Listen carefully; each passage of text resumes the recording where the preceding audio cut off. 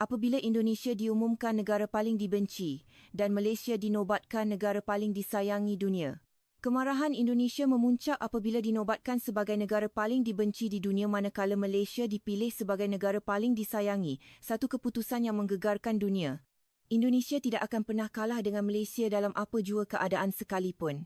Kenyataan dari Dewi Lestari, seorang penyampai berita utama di stesen televisyen Nasional Indonesia, TVRI, telah menggemparkan dunia. Dia sama sekali tidak dapat menerima hakikat bahawa Indonesia menduduki tempat pertama dalam senarai negara paling dibenci, lantas memulakan sebuah misi jelajah dunia untuk melakukan semakan fakta. Namun, di United Kingdom, Amerika Syarikat, Singapura dan destinasi terakhirnya, Malaysia, apa yang menanti Dewi adalah satu realiti pahit yang tidak pernah terbayangkan. Apa yang mungkin akan berlaku jika Indonesia berjaya mengalahkan Malaysia dalam ranking negara yang dibenci ini? Sementara itu, di Malaysia, sentimen anti-Indonesia semakin memuncak, menyebabkan Dewi melalui pengalaman yang menakutkan. Pada tahun 2026, sebuah agensi bebas yang pakar dalam kaji selidik negara dan demografi global, World Population Review, telah menerbitkan senarai negara paling dibenci di dunia. Keputusan yang mengejutkan menunjukkan Indonesia di tempat pertama, diikuti oleh Amerika Syarikat di tempat kedua dan Rusia di tempat ketiga. Sebaliknya, Malaysia telah diiktiraf sebagai kuasa budaya paling berpengaruh di Asia, menduduki tempat pertama di Asia dan keenam di dunia, sekaligus menawan hati masyarakat antarabangsa. Keputusan yang meletakkan Indonesia di tangga teratas itu telah mencetuskan kemarahan media Indonesia, malah di dalam stesen penyiaran sendiri, ada yang beranggapan bahawa ini adalah satu kesilapan. Mengapa Indonesia menjadi negara nombor satu paling dibenci di dunia? Mustahil kita lebih teruk daripada Malaysia. Dewi Lestari, penyampai berita utama program berita TVRI, juga tidak dapat menyembunyikan kekecewaannya. Saya tidak percaya dengan keputusan yang tidak masuk akal ini. Saya akan pergi sendiri membuat liputan dan membuktikan bahawa ranking ini salah. Atasannya yang mempercayai kata-katanya menghantarnya dengan harapan dia akan membawa pulang berita baik. Namun realiti yang terbentang di hadapannya jauh melangkaui jangkaannya. Kisahnya bermula di ibu pejabat stesen penyiaran gergasi Indonesia, TVRI. Pihak penerbitan yang sedang bergelut dengan masalah penurunan rating penonton yang serius, sedang mempertimbangkan satu program khas provokatif bertemakan anti-Malaysia untuk menarik minat golongan muda. Jika kita mahu siarkan, kandungan yang mengkritik Malaysia adalah satu kemestian. Para penaja pasti suka dan rating pun boleh dijangka meningkat. Walau bagaimanapun, pada saat genting itulah, ranking negara paling dibenci di dunia meletakkan Indonesia di tempat pertama. Dewi, seorang penyampai berita yang terkenal dengan sentimen anti-Malaysianya yang kuat, menawarkan diri untuk membuat liputan. Indonesia nombor satu, mengarut, ini pasti kerja propaganda Malaysia. Sentimen anti-Malaysia yang menebal dalam diri Dewi berakar umbi dari zaman kanak-kanaknya.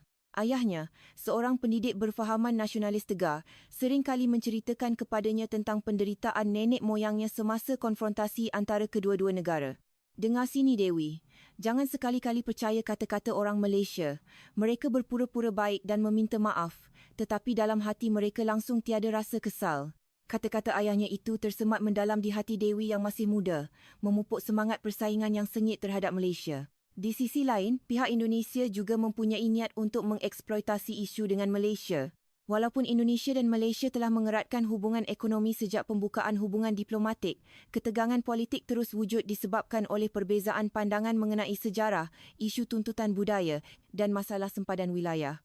Kalau begitu, Dewi adalah calon yang sempurna sebagai pengacara program anti-Malaysia. Tema yang membenci Malaysia sentiasa menjamin rating yang tinggi. Kita boleh gunakan konflik ini untuk kepentingan kita. Namun belum sempat rancangan itu berjalan, ranking negara paling dibenci meletakkan Indonesia di nombor satu. Kita dipilih sebagai negara paling dibenci di dunia? Ini sama sekali tidak boleh diterima. Kita mesti lakukan sesuatu. Lalu, salah seorang penerbit program mencadangkan untuk memanipulasi keadaan ini. Bagaimana kalau kita hantar Dewi ke seluruh dunia untuk mengumpul komen-komen positif tentang Indonesia? Sudah tentu, kita juga akan hantarnya ke Malaysia. Jika rakyat Malaysia memuji Indonesia, penonton pasti akan teruja. Kalaupun ada yang mengkritik Indonesia, kita boleh sunting dan hanya tunjukkan bahagian yang baik sahaja. Maka, untuk membersihkan nama Indonesia daripada gelaran negara paling dibenci dan untuk mendengar pujian terhadap negaranya, Dewi bertolak ke destinasi pertamanya, London, United Kingdom. Namun, Apa yang dialaminya di London adalah pandangan yang tidak dijangka terhadap Indonesia. Indonesia kini adalah negara maju kedua terbesar di dunia selepas Amerika, kan? Sepatutnya menjadi idola, mana mungkin ada sebab untuk dibenci. Dewi berasa amat bangga dan menaruh kepercayaan penuh terhadap negaranya. Kerana itulah, dia hanya membayangkan pujian-pujian daripada warga British apabila tiba di London. Setibanya di London, Dewi segera menuju ke Museum British. Di dalam muzium itu, ramai pelancong dari pelbagai negara, termasuk pelancong Indonesia. Lihat itu, nampaknya orang Indonesia memang popular. Di Istana Buckingham pun ada papan tanda dalam bahasa Indonesia. Itu bukti ramai pelancong dari sana. Dengan kehadiran seramai ini, sudah tentu orang British sukakan Indonesia. Dia terbuai dengan suasana meriah di London. Namun, peristiwa yang mengejutkan berlaku di sebuah kafe sophisticated di London. Di lokasi yang indah dengan pemandangan Sungai Thames, Dewi dengan penuh keyakinan menyapa seorang pelayan. "Hello, saya orang Indonesia. Apa menu yang anda syorkan?" Dia sengaja memperkenalkan dirinya sebagai orang Indonesia terlebih dahulu dengan harapan akan dilayan dengan lebih mesra. Namun, wajah pelayan yang pada mulanya tersenyum serta-merta berubah menjadi tegang apabila mendengar perkataan Indonesia. "Maaf, kami tidak perlukan orang Indonesia di kedai kami. Kami telah memutuskan untuk tidak melayan orang Indonesia. Tidak kira apa yang mereka pesan. Sila keluar sekarang juga." Tergamam dengan kata-kata yang tidak disangka itu, Dewi hanya mampu berdiri kaku. Apa maksud awak? Adakah saya telah berkata sesuatu yang tidak sopan?" Ketika Dewi cuba bertanya lanjut, seorang lelaki yang kelihatan seperti pengurus kedai muncul dari belakang dengan wajah yang bengis. "Kami sudah muak dengan perangai orang Indonesia yang tidak tahu malu. Maaf, kami tidak menerima semua orang Indonesia. Jangan datang dekat sini lagi." Pengurus itu menuding jari ke arah pintu keluar dan dengan nada yang keras mengarahkannya pergi. Pelanggan lain di sekeliling turut memerhati kekecohan itu dengan penuh minat. "Orang Indonesia tu buat hal lagi ke? Macam biasa, bisikan seperti itu kedengaran." Dewi menahan marah, tetapi dia tidak mahu membuat kecoh. Dia merenung tajam ke arah pengurus itu sebelum melangkah keluar. Ternyata, dia turut ditolak di kafe-kafe lain, malah dilayan dengan cara yang sama di sebuah restoran. "Dulu, ada pelanggan Indonesia yang membuat bising di dapur kami, mengadu makanan lambat, rasa tidak sedap, dan akhirnya cuba pergi tanpa membayar. Sejak itu, kami tidak lagi menerima pelanggan dari Indonesia," jelas pengurus restoran itu dengan nada serba salah. Di pusat beli belah, layanan yang diterima juga tidak berbeza. Pelanggan dari Indonesia sering mengasari barangan kami, jadi ia menyusahkan. Mereka mengotorkan bilik persalinan, menjerit-jerit semasa tawar-menawar harga. Pelanggan Malaysia pula sangat senyap dan sopan, jadi kami amat mengalu-alukan mereka. Hati Dewi luluh mendengar kata-kata jurujual itu. Dewi terpaksa menelan air mata melihat harga barangan di London yang sangat mahal. Dia membeli sandwich sejuk dan kopi dari sebuah gerai jalanan dan terpaksa membayar lebih dari RM500 untuk itu. Dia merasa kasihan dengan nasib dirinya yang terpaksa makan sendirian di sudut bangku walaupun telah membayar mahal. Namun, penghinaan ini hanyalah permulaan. Kisah yang dikongsikannya di media sosial mengenai kejadian di kafe itu mendapat reaksi yang bertentangan sama sekali dengan apa yang dijangkanya. Kedai yang tak benarkan orang Indonesia masuk. Itu biasa di London. Orang Indonesia suka buat kecoh dalam kedai, komplain macam-macam. Lepas tu nak percuma. Memang patut pun. Betul. Halau je semua orang Indonesia dari imigresen. Udara jadi busuk bila mereka datang. Tiada satu pun komen yang menyebelahinya. Perbezaan yang ketara ini membuatkan Dewi mula menafikan realiti. Ini mesti kerja orang Malaysia. Mereka sengaja sebarkan fitnah ini untuk burukkan nama Indonesia. Sambil menyalahkan Malaysia, Dewi mencuba nasib dengan melakukan temu bual jalanan. Antara orang Indonesia dan orang Malaysia, mana satu yang anda lebih suka? Namun, jawapan orang British benar-benar menghancurkan harapannya. Tak perlu tanya pun, sudah tentu orang Malaysia. Banyak kedai larang orang Indonesia masuk, jadi jelaslah orang British tak suka mereka. Wajah Dewi pucat lesi mendengar jawapan wanita itu. Di Asia, Malaysia dibenci. Kenapa awak lebih sukakan mereka? Dewi mula mengesyaki Malaysia telah memberi tekanan kepada warga British. "Saya bekerja di kawasan pelancongan dan berurusan dengan ramai orang dari pelbagai negara dan orang Malaysia sememangnya nombor satu. Saya tidak pernah ada pengalaman buruk melayan mereka," kata seorang wanita yang bekerja dalam industri pelancongan, membuatkan Dewi terdiam. Orang Malaysia selalu cakap terima kasih, maaf, mereka memberi salam dengan sopan dan jika ada masalah pun, mereka akan bincang dengan tenang. "Kami orang British pun banyak boleh belajar daripada mereka." Wanita itu terus menceritakan kebaikan orang Malaysia secara terperinci.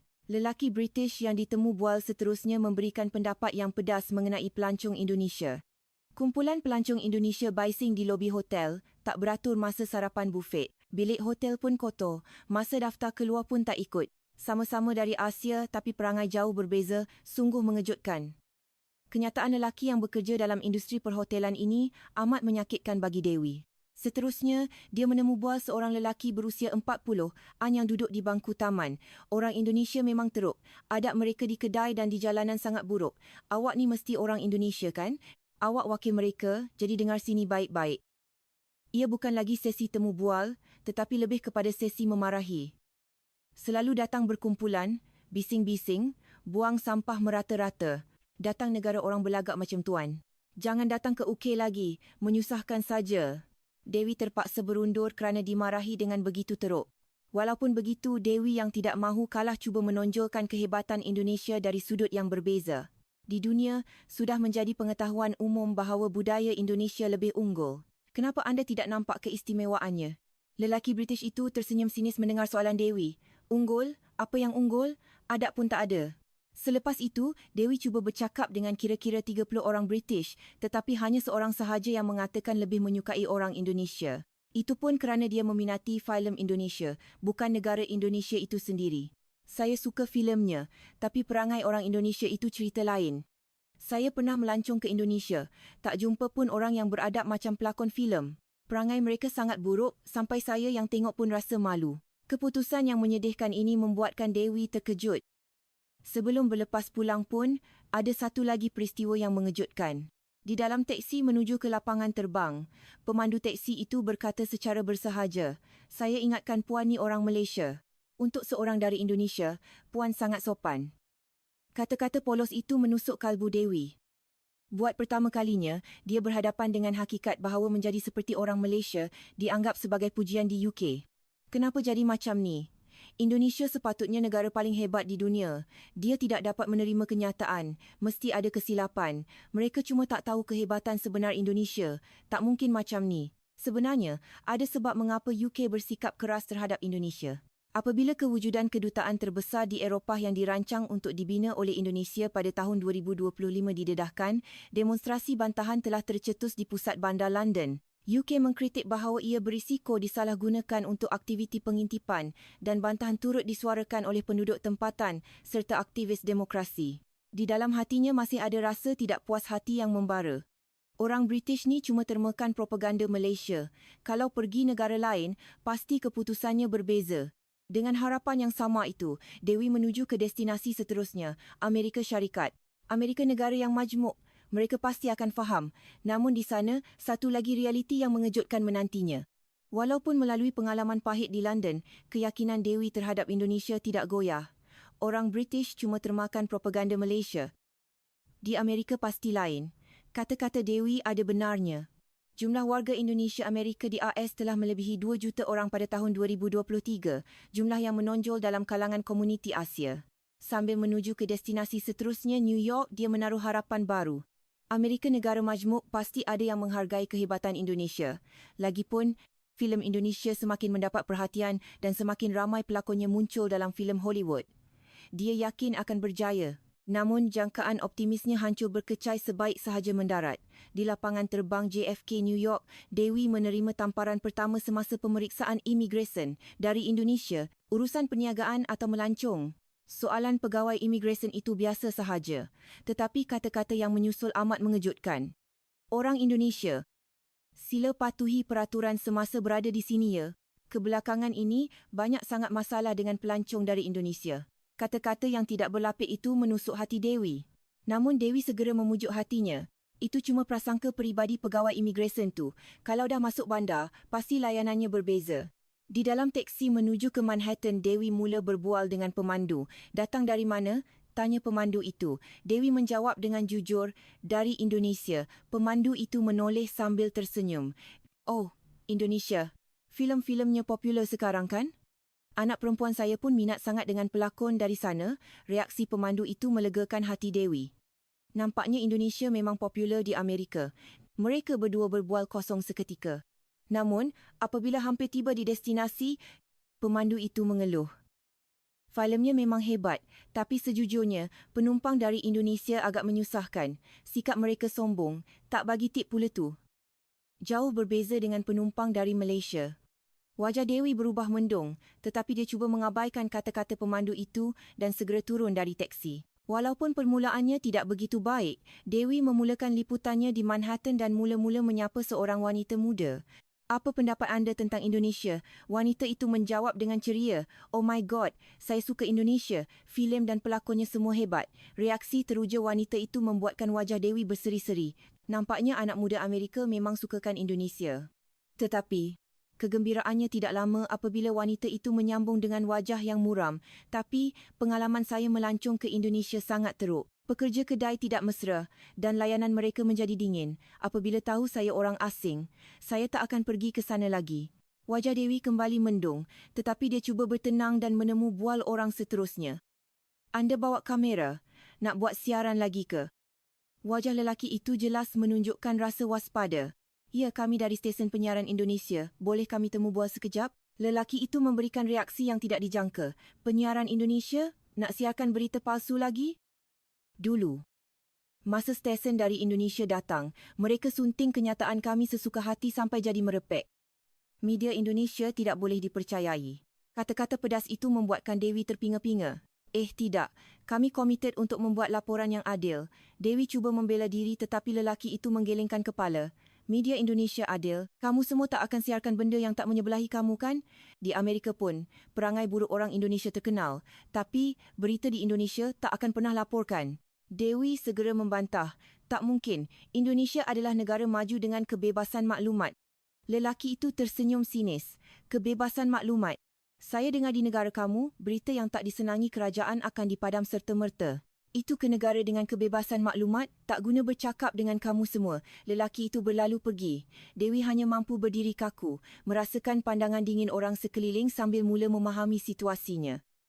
Ketidakpercayaan terhadap media Indonesia ternyata lebih mendalam daripada yang disangkanya. Untuk menenangkan fikiran, Dewi cuba masuk ke sebuah kafe di Manhattan. Namun di sini pun pengalaman yang sama seperti di London menantinya. Puan pelanggan dari Indonesia ke? Maaf, dulu kami pernah ada masalah dengan pelanggan dari sana. Mereka bercakap telefon dengan kuat, mengamuk sebab Wi-Fi perlahan dan mengganggu pelanggan lain. Pelayan kafe itu menjelaskan dengan nada serba salah. Di restoran lain pun sama. Pernah sekali sekumpulan orang Indonesia datang dan bila mereka tak suka makanan yang dipesan, mereka cuba pergi tanpa membayar. Pengurus cuba jelaskan, tapi mereka tak nak dengar. Akhirnya, terpaksa panggil polis. Sejak itu, kami tak terima pelanggan dari Indonesia. Penjelasan pekerja restoran itu membuatkan Dewi kehilangan kata-kata. Namun, dia tidak berputus asa dan berharap situasinya akan berubah jika dia pergi ke kampung Indonesia.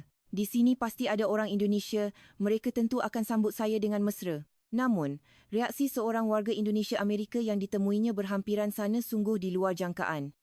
Kau wartawan dari Indonesia ya? Aku ada benda nak cakap sikit. Dewi yang berasa lega bertemu dengan rakan senegara mengikut lelaki itu. Apabila mereka masuk ke sebuah lorong yang sunyi, sikap lelaki itu berubah serta-merta. Wartawan Indonesia datang Amerika buat liputan sesuka hati. Nak siarkan berita palsu lagi? Pernah fikir tak kedudukan kami, warga Indonesia Amerika?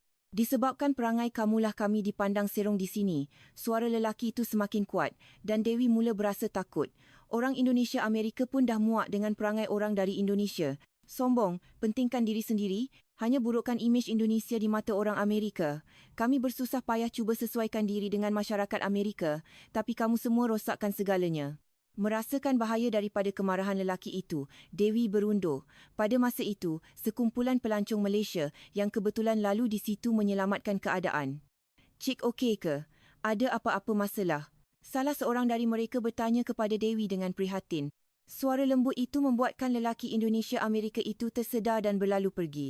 Orang Malaysia yang membantunya tidak mengubah layanan mereka walaupun tahu Dewi adalah orang Indonesia. Ada cedera ke?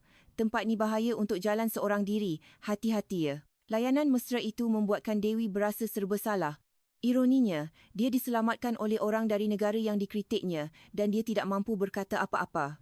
Dia meneruskan temu bual, tetapi keputusannya tetap sama.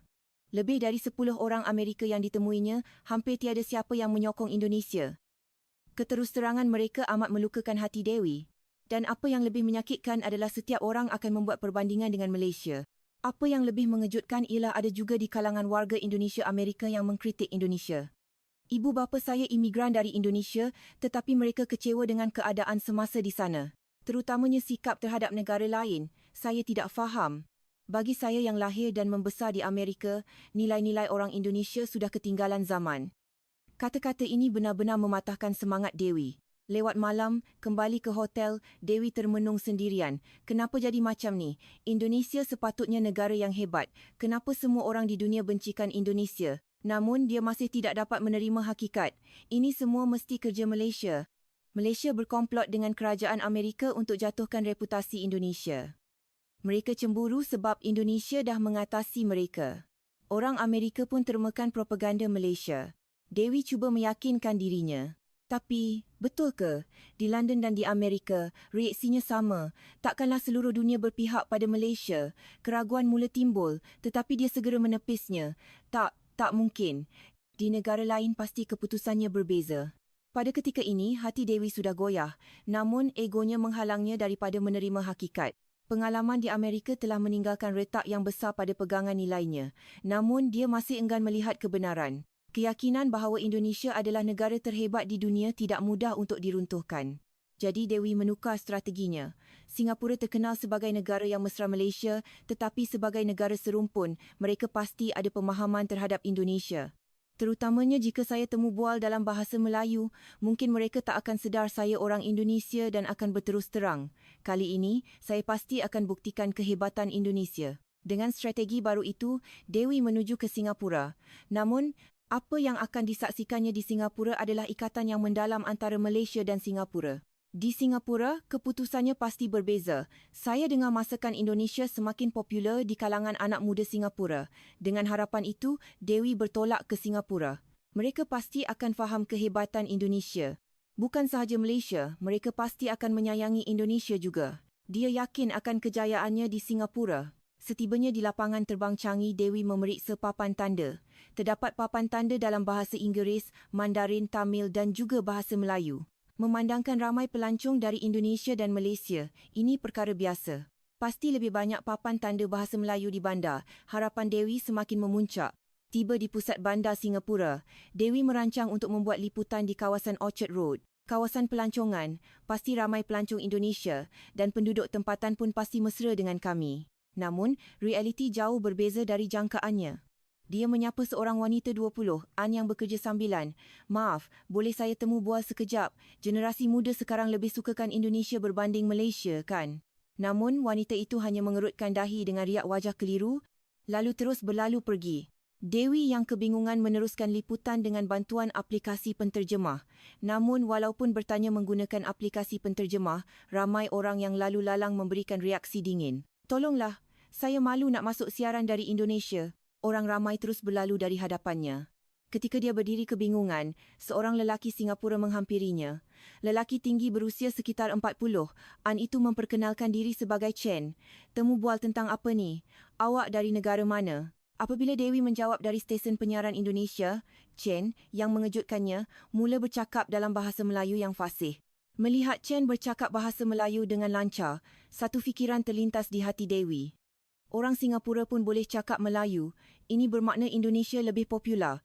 Mungkin yang tak nak jawab, temu bual tadi tu kebetulan saja. Sebenarnya semua orang sukakan Indonesia. Kemudian, Chen mula bercakap dengan senyuman mesra. Datang dari Indonesia ke Singapura untuk penggambaran, semangat awak semua memang hebat. Dia memuji kesungguhan mereka. Namun, disebabkan pujian Chen dan hakikat bahawa penduduk tempatan boleh berbahasa Melayu, Dewi menjadi terlalu gembira. Nampaknya awak memang suka Indonesia, kan? Di London dan Amerika, saya cuma disalahfaham. Sebenarnya, terbukti Indonesia adalah nombor 1 di dunia, bukan Malaysia. Dewi meninggikan suaranya dengan teruja. Mendengar itu, senyuman mesra Chen hilang dan dia berkata dengan nada dingin, "Memang betul, generasi tua mungkin ada nostalgia dengan Indonesia. Tapi, lihatlah keadaan Singapura sekarang. Anak muda mendengar lagu-lagu K-pop bukan lagu-lagu dari Indonesia. Mereka menggunakan telefon pintar dari Korea bukan buatan Indonesia. Arus budaya sudah beralih ke Korea." Jawapan yang tidak dijangka itu mengejutkan Dewi. Chen menolak kata-kata Dewi dengan tegas dan mula menjelaskan mengapa orang Malaysia popular di Singapura. Hubungan Singapura dan Malaysia lebih mendalam daripada sekadar trend sementara. Memang benar aplikasi video pendek dari Indonesia popular di kalangan anak muda Singapura, tetapi sebagai destinasi pelancongan luar negara, Malaysia tetap menjadi pilihan nombor satu yang tidak tergoyahkan. Menurut data Lembaga Pelancongan Singapura 2024, dari Januari hingga Ogos, jumlah pelancong Malaysia ke Singapura adalah 5 juta orang, berbanding dengan hanya sekitar 1.5 juta orang dari Indonesia. Terdapat pelbagai komen di internet Singapura mengenai fenomena ini. Jujurnya, Indonesia tak menarik.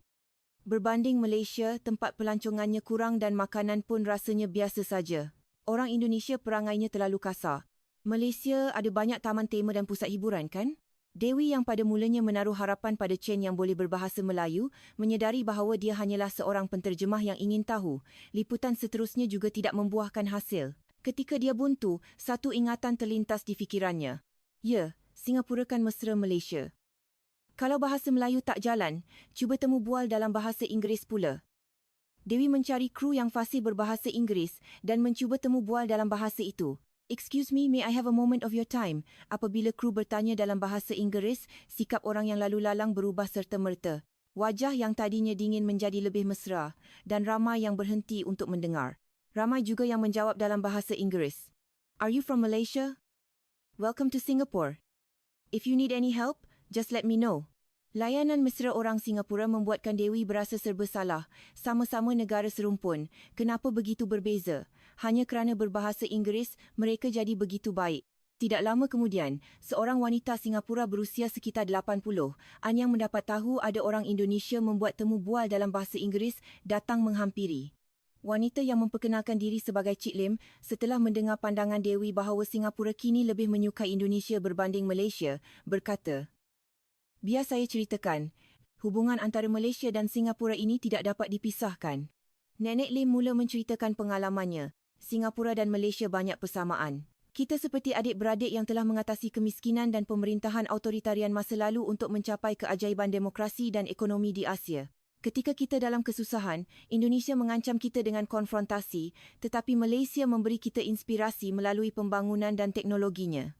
Rakyat Singapura lebih mengagumi masa depan Malaysia berbanding masa lalunya, kerana rakan sejati bukanlah negara yang mengugut, tetapi negara yang membangun bersama. Kata-kata itu membuatkan Dewi terdiam, kerana sokongan dan inspirasi hangat dari rakyat Malaysia lah kami dapat maju ke hadapan. Ikatan ini sebagai rakyat Singapura, kami tidak akan lupakan. Nenek itu menceritakan rasa terima kasihnya sambil menahan air mata. Mendengar kisah ini, Dewi buat pertama kalinya memahami betapa mendalamnya ikatan antara Singapura dan Malaysia. Namun, keegoannya terhadap keunggulan Indonesia masih tidak berubah. Tapi Indonesia pun pasti pernah bantu Singapura. Dewi cuba membantah, tetapi nenek itu sekali lagi menggelengkan kepala. Kenyataan yang tidak dapat dipercayai ini membuatkan hati Dewi goyah. Dia tahu Singapura mesra Malaysia, tetapi dia mempunyai harapan yang lain. Singapura asalnya, sebahagian dari Malaysia, Indonesia cuma. Fikirannya tidak salah, tetapi ada kesilapan dalam perkiraannya. Populariti Malaysia di Singapura jauh lebih tinggi daripada yang disangkanya. Memang ada latar belakang sejarah, tetapi Malaysia dan Singapura telah membina hubungan yang rapat dalam bidang budaya dan ekonomi. Buktinya, minat terhadap budaya Malaysia dan sentimen pro-Malaysia telah meresap jauh ke dalam masyarakat Singapura, di mana kedua-dua negara saling menikmati budaya, makanan dan seni masing-masing. Dewi yang tidak tahu betapa rapatnya hubungan Malaysia dengan Singapura, menyedari betapa ceteknya pemikirannya. Tapi, aku tak boleh mengalah lagi. Dewi yang langsung tidak dilayan di Singapura menuju ke destinasi seterusnya, Malaysia. Namun, dia masih tidak sedar. Realiti yang menantinya di Malaysia jauh lebih kejam. Di Malaysia, keputusannya pasti berbeza. Dewi berharap akan ada pemahaman memandangkan ramai pelancong Indonesia melawat Malaysia baru-baru ini. Namun apa yang akan diketahuinya di Malaysia adalah realiti yang sukar dipercayai sehinggakan dia meragui matanya sendiri. Walaupun melalui pengalaman pahit di Singapura, Dewi tidak melepaskan harapan terakhirnya. Di Singapura, populariti Indonesia mungkin perlukan masa. Di Malaysia, berbanding Singapura, tiada masalah politik yang besar, jadi sepatutnya tiada masalah. Tiba di Kuala Lumpur, Dewi memulakan temu bual jalanan dengan penuh semangat. "Maaf, kami dari stesen penyiaran Indonesia, boleh kami temu bual?" Orang pertama yang disapa Dewi ialah seorang wanita, tetapi dia tidak menjawab dan terus berlalu pergi. Pada mulanya, Dewi tidak ambil pusing kerana pernah diabaikan di negara lain, tetapi lama-kelamaan dia mula berasa hairan. Peliknya, kenapa ya? Sebenarnya, tiada seorang pun yang mahu menjawab temu bualnya, macam mereka sengaja elakkan aku. Apa yang dah jadi? Akhirnya seorang wanita muda berhenti. Terima kasih, saya dah buntu sebab tak ada siapa nak jawab temu bual. Dewi tersenyum kepadanya, tetapi wanita muda itu hanya menunduk dan tidak mahu mengangkat muka. Orang ni okey ke? Kena tenangkan dia dulu. Dewi tidak mahu melepaskan orang yang akhirnya sudi ditemu bual. Dia memulakan dengan perbualan ringan tentang kehidupan di Malaysia. Apa yang popular di Malaysia sekarang? Ketika Dewi bertanya, dia perasan ada lencana pada beg wanita muda itu. Pada mulanya, dia tertarik dengan ilustrasi Komal, tetapi dia terkejut dengan apa yang tertulis. Lencana itu bertulis saya dari Singapura dalam bahasa Inggeris dan Melayu. Kenapa awak pakai lencana ni? Dewi bertanya. Sudah tentu supaya tak disalah anggap sebagai orang Indonesia. Sekarang pun saya masih terfikir-fikir sama ada patut jawab temu bual ni atau tidak. Menurutnya, orang Singapura sering disalah anggap sebagai orang Indonesia di Malaysia kerana lohat yang hampir sama. Namun, Dewi langsung tidak faham maksud kata-katanya. Kenapa perlu elak disalah anggap sebagai orang Indonesia? Indonesia kan negara besar selepas Amerika. Memang Singapura pun hebat, tapi tak ada apa yang rugi kalau disalah anggap sebagai orang Indonesia, kan? Apabila Dewi berkata begitu, wanita muda itu menjawab dengan nada terkejut. Sikap sombong orang Indonesia macam inilah yang buat orang benci. Kalau orang nampak saya bercakap dengan orang Indonesia lagi, nanti saya betul-betul disyaki. Lagipun, saya berhenti ni pun sebab nak luahkan rasa tak puas hati saya pada awak, orang Indonesia. Selepas berkata begitu, dia segera berlalu pergi. Sejak di Singapura lagi aku dah rasa, memang tak boleh bercakap dengan orang dari sana. Aku pula yang rasa nak pakai lencana, saya bukan orang Singapura dan jalan-jalan. Ketika Dewi merungut, pandangannya tertumpu pada satu kumpulan orang yang terang benderang di tengah-tengah bandar yang semakin gelap. Apa tu? Ramai orang berkumpul di sana. Ada acara apa-apa ke? Patutlah semua orang nampak sibuk. Dewi yang berasa lebih baik, berjalan menuju ke arah kumpulan orang itu. Namun, apa yang sedang berlangsung di sana bukanlah satu acara yang menyeronokkan, tetapi satu demonstrasi anti-Indonesia yang melaungkan Indonesia keluar. Tiba-tiba sebuah van hitam muncul dan mula membuat bising. Ia adalah van propaganda sebuah kumpulan sayap kanan Malaysia. Laungan orang Indonesia keluar dari sini sekarang bergema dengan menakutkan. Polis Malaysia hanya berdiri sambil berpeluk tubuh memerhati. Ketakutan yang lebih dingin dan teratur berbanding keganasan fizikal menyelubungi Dewi. Malang tidak berbau, Dewi yang tidak memahami situasi dikerumuni oleh kumpulan penunjuk perasaan yang marah apabila mereka menyedari dia dari media Indonesia. Oi, ada media Indonesia kat sini. Sebab orang macam kamulah pelancong Indonesia datang berduyun-duyun ke Malaysia. Kamu rancang nak tambah bilangan orang Indonesia yang tinggal di sini dan jajah negara ni kan? Jangan ingat Malaysia gembira sebab duit pelancong Indonesia. Dewi kaku mendengar herdikan yang ditujukan kepadanya. Dia ditarik oleh krunya yang merasakan bahaya dan melarikan diri. Tak sangka keadaan di Malaysia dah jadi macam ni. Wajah-wajah orang Malaysia yang marah itu terus terbayang di fikirannya. Selepas itu, Dewi membuat kajian tentang keadaan semasa di Malaysia dan mendapati satu fakta yang mengejutkan. Sentimen anti-Indonesia di Malaysia telah meningkat sejak sekian lama. Insiden seperti vandalisme di Tugu Negara dan tindakan balas Indonesia terhadap isu-isu dua hala telah meningkatkan rasa tidak puas hati rakyat Malaysia terhadap Indonesia. Oleh itu, liputan lanjut di Malaysia dianggap berbahaya. Dewi diarahkan untuk pulang, tetapi dia mempunyai satu negara terakhir yang ingin dituju. Ia adalah Korea Selatan. Saya dengar khabar angin, demo di Malaysia tu diapi-apikan oleh Korea. Takkan saya nak balik ke Indonesia macam tu saja selepas dengar kehebatan Korea? Tak boleh jadi. Namun, apa yang menantinya di Korea adalah sesuatu yang akan meruntuhkan pegangan nilainya dari akar umbi. Setelah gagal di 4 negara, UK, Amerika, Singapura dan Malaysia, Dewi mengalami kejutan besar, terutamanya selepas menyaksikan demonstrasi anti-Indonesia di Malaysia. Dia mendapat tahu bahawa Korea Selatan terlibat dalam mengapi-apikan demonstrasi di Malaysia itu. Fakta ini membuatkannya marah. Kau tengok tak komen rakyat Korea yang dilaporkan media? Sakitnya hati aku, tak tahan rasanya. Dewi merungut kepada kru Indonesianya. Memang patut pun, kerana kata-kata yang tidak dapat dipercayai keluar dari mulut peserta demonstrasi anti-Indonesia itu. Tak pernah saya cemburu dengan Korea macam ni. Kerajaan Korea memang pandai. Namun dia masih ada satu kad draft terakhir. Kalau aku pergi terus ke Korea, pasti dapat rakaman yang bagus. Dewi merancang untuk memanipulasi kelemahan orang Korea yang disangkanya angkuh tetapi sebenarnya penakut untuk memenangi keadaan di sana. Namun pada masa itu, tiada siapa yang menyangka bahawa tindakan ini akan membawa kepada situasi yang tidak terbayangkan. Destinasi pertama Dewi adalah Hongdae dan Gangnam di Seoul. Pusat budaya belia yang mesra dan simbol wajah semasa Korea. Dewi dengan yakin memegang mikrofon dan mula menyapa orang Korea. Maaf, anda tak rasa ke Korea ni ketinggalan berbanding Indonesia? Soalan provokatif yang tiba-tiba itu membuatkan seorang anak muda yang lalu lalang kelihatan jengkel dan berlalu pergi tanpa memandangnya. Kan betul, orang Korea tak boleh jawab soalan pun. Melihat soalan yang berat sebelah itu, orang di sekeliling mula menjauhkan diri dari Dewi. Dewi memandang rendah orang Korea dalam hatinya. Baru cakap kasar sikit dah lari. Rakyat penakut macam ni, apa yang bagusnya? Tapi, macam ni tak dapatlah nak buat temu bual. Terpaksalah tukar tempat. Dewi berpindah bersama krunya, tetapi keputusannya sama sahaja di mana-mana. Tiada seorang pun orang Korea yang mahu menjawab soalannya yang terlalu terus terang itu. Kami dari penyiaran Indonesia, boleh kami dapatkan pandangan anda? Orang Korea mengagumi Indonesia, kan? Dulu KDNK Korea tinggi, sekarang dah dipintas Indonesia, tak rasa kecewa ke? Kamu semua pun dah tahu tak boleh lawan Indonesia lagi, kan? Sikap Dewi seperti jurujual yang memaksa, jadi tidak hairanlah dia dielakkan. Orang yang lalu lalang juga mempercepatkan langkah seolah-olah tidak mahu terlibat dalam masalah. Soalannya bukan lagi pertanyaan, tetapi satu pemaksaan premis bahawa Indonesia lebih hebat dengan nada seolah-olah jawapannya sudah ditetapkan. Perlu kebandingkan Indonesia dengan Korea. Semua orang Korea yang ditemu bual kelihatan keliru dan terdiam. Apabila mereka berasa tidak selesa, mereka akan mengalihkan pandangan sambil memikirkan kamera dan kemudian berlalu pergi. Asyik fikirkan reputasi sampai tak boleh cakap benda betul. Inilah kelemahan orang Korea. Orang Korea selalu lari macam ni, sebab tu tak dihormati dunia. Aku tukar soalan, cuba lagi sekali. Walaupun menukar tempat dan bertanya kepada lebih 10 orang, hasilnya tetap sama.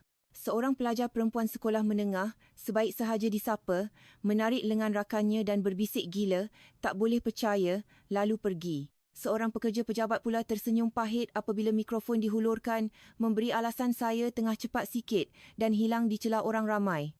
Sikap mereka yang mengelak kamera dan kebingungan kerana tidak memahami niat soalan mewujudkan suasana dingin yang unik bagi orang Korea yang boleh ditafsirkan sebagai tidak peduli atau cubaan untuk menjauhkan diri. Namun, Dewi langsung tidak terfikir kemungkinan soalannya yang salah. Dalam fikirannya, ketidakmampuan orang Korea untuk menyuarakan pendapat dengan yakin ditafsirkan sebagai manifestasi rasa rendah diri terhadap Indonesia. Orang Korea yang berhenti pun, apabila ditanya, adakah anda benci Indonesia, hanya menjawab dengan keliru, tak adalah benci sangat. Macam ni tak boleh buat liputan. Sunting pun tak boleh buat apa. Lagipun, orang Korea ni lebih tenang dari yang aku sangka. Namun, Dewi tidak menganggap situasi ini sebagai sesuatu yang buruk. Orang Korea asyik fikirkan kamera. Depan kami orang Indonesia tak berani pandang pun. Rasa rendah diri ni, walau disembunyikan macam mana pun akan terbongkar juga. Dia berasa gembira seolah-olah telah menemui kelemahan orang Korea. Kemudian, satu perkara terlintas di fikirannya. Orang Korea tak boleh berdebat secara logik. Sama ada mereka jadi emosi atau terus diam. Salah satu. Kalau macam tu, aku akan pergi ke University Seoul, universiti terbaik di Korea. Biar aku ajar mereka cara berhujah dengan logik. Dewi berpendapat bahawa orang Korea tidak dapat menjawab dengan betul kerana kekurangan pengetahuan dan memutuskan untuk mengujinya di universiti terkemuka Korea. Namun cabarannya di Universiti Seoul akan menyaksikan pemandangan yang tidak dijangkanya. Universiti Seoul tu ego je yang tinggi, mesti menarik, tak sabarnya nak temu bual. Macam manalah muka mereka nanti? Hatinya berbunga-bunga dengan jangkaan. Berdiri di hadapan monumen berbentuk HAC yang merupakan pintu utama, Dewi menanti pelajar. Orang Korea ni luarannya senyum, tapi dalam hati penuh dengan kompleks rendah diri, kan? Kalau aku sentuh sikit je kebenaran, ego mereka pasti hancur berkecai dan mereka akan panik. Kalau dapat rakam tu, rating pasti meletap. Di bangku berhampiran tasik di tengah kampus, seorang pemuda duduk membaca buku dengan tenang. Dewi berjalan lurus ke arahnya dan dengan sikap seolah-olah menguji, dia menyapa pemuda itu. Awak pelajar Universiti Seoul, kan? Kami tengah buat temu bual. Awak tak rasa ke Korea mengagumi Indonesia? Soalan berat sebelah yang mengandaikan keunggulan budaya itu serta-merta mengubah suasana. Seolah-olah jawapannya sudah ditetapkan. Pemuda itu mencari kata-kata. Keningnya bergerak sedikit, bibirnya terkatuk rapat. Pelajar Universiti Seoul itu teragak-agak, pandangannya melilau mencari jawapan. Pelajar di sekeliling berhenti dan mula berbisik. Apa dia cakap tu? Pelik betul sikap dia. Katanya temu bual dari penyiaran Indonesia. Patut lapor ke? Pemuda itu kelihatan jengkel dengan soalan yang tidak jelas tujuannya. Matanya beralih dari wajah Dewi ke mikrofon dan kemudian ke kamera. Mengagumi Indonesia? Suaranya perlahan dan tersekat-sekat. Dia seperti mahu membalas sesuatu, tetapi tidak tahu bagaimana, malah tidak faham niat soalan itu. Maksud awak, dari segi budaya ke? Sikapnya yang cuba membalas tanpa menyinggung perasaan, satu ciri orang Korea, sebaliknya mengganggu pemikirannya. Zaman sekarang yang menjadi tumpuan dunia hanyalah Indonesia kan? Korea ni dah macam negara lama. Selain tempat pelancongan dan K-pop, tak ada apa yang tinggal. Tapi sejujurnya tak hebat mana pun, kan? Dewi sengaja memprovokasi untuk membuatnya marah. Jika dia marah, dia boleh sunting untuk mendapatkan gambaran yang diinginkan. Ekonomi nazak, anak muda tiada harapan, bahasa Inggeris pun tak fasih. Lepas tu kata negara maju, saya yang dengar pun rasa malu. Untuk mengeluarkan isi hati sebenar orang Korea yang paling ingin dilihat oleh penonton, Dewi terus mendesak. Macam nilah, diam tak boleh balas, itu tabiat buruk orang Korea. Sampai bila-bila pun dunia akan kata kamu ni bangsa yang tak ada pendapat sendiri. Kenapa tak cakap je terus terang? Awak sendiri pun tahu kan Korea ni lebih rendah dari Indonesia?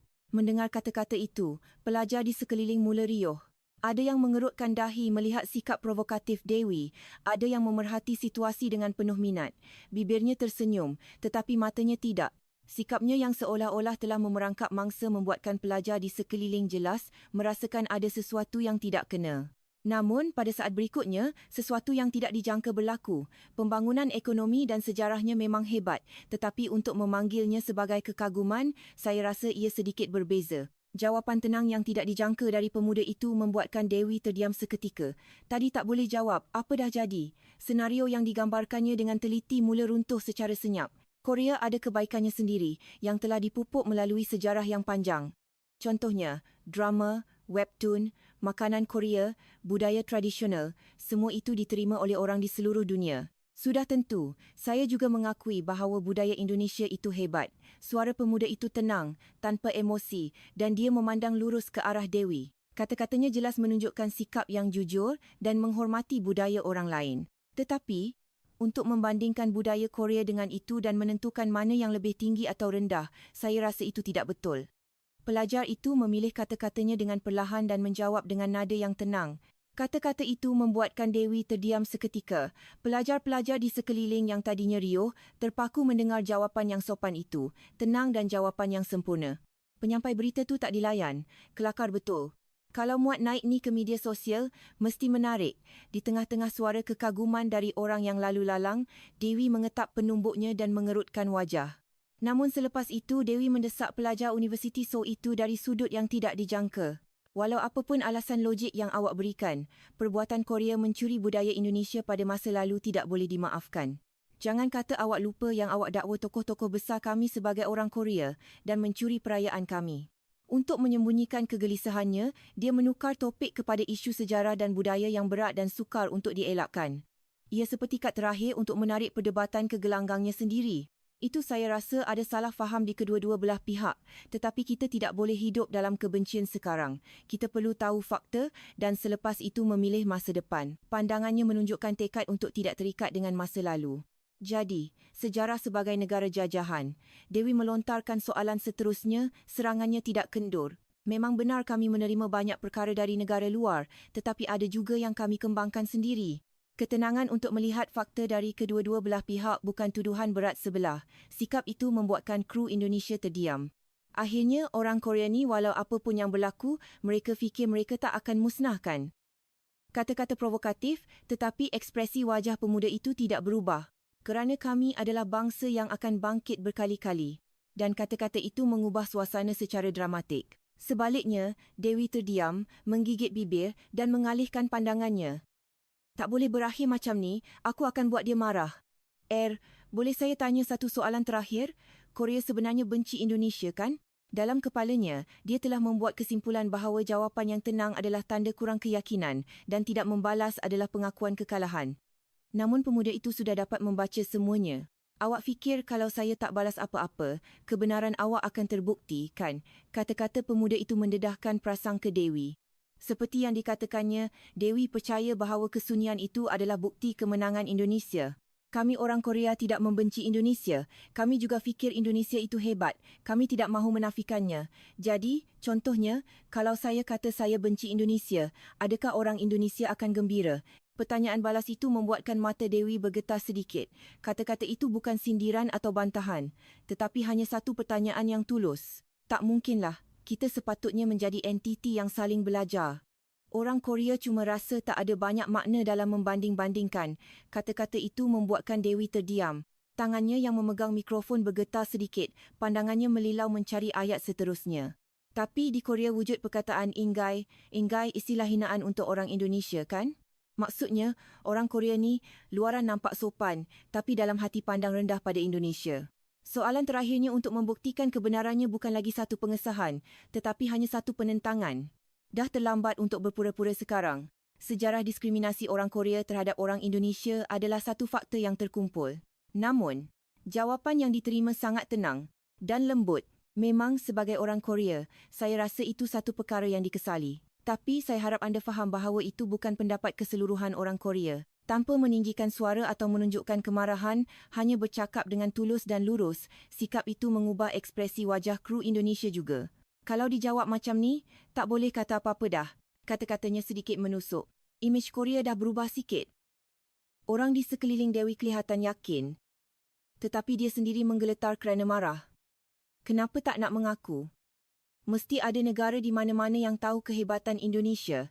Aku dah tak tahan. Kenapa tak nak mengaku? Kenapa tak nak mengaku Indonesia negara paling hebat di dunia? Akhirnya, Dewi melepaskan emosinya dan memberitahu pemuda itu tentang ranking negara paling dibenci. Pada saat itu, pemuda itu dengan tenang tetapi dengan tegas berkata, ranking negara paling dibenci atau apa-apa macam tu, kami tak berapa minat. Kami tak rasa nilai sesebuah negara ditentukan oleh ranking. Kemenangan dalam ranking negara paling dibenci yang dibanggakan oleh Dewi ternyata tidak penting bagi orang Korea. Jurang antara Indonesia yang begitu mengambil berat tentang ranking seperti itu dan Korea yang langsung tidak berminat terlalu besar. Kenapa? Kenapa tak ada siapa yang nak akui kehebatan Indonesia? Hati Dewi hancur sama sekali. Kemudian, pelajar Universiti Seoul itu menambah, kami juga mahu berkawan baik dengan rakyat Indonesia. Kalau kita boleh saling menghormati, bukankah itu yang terbaik?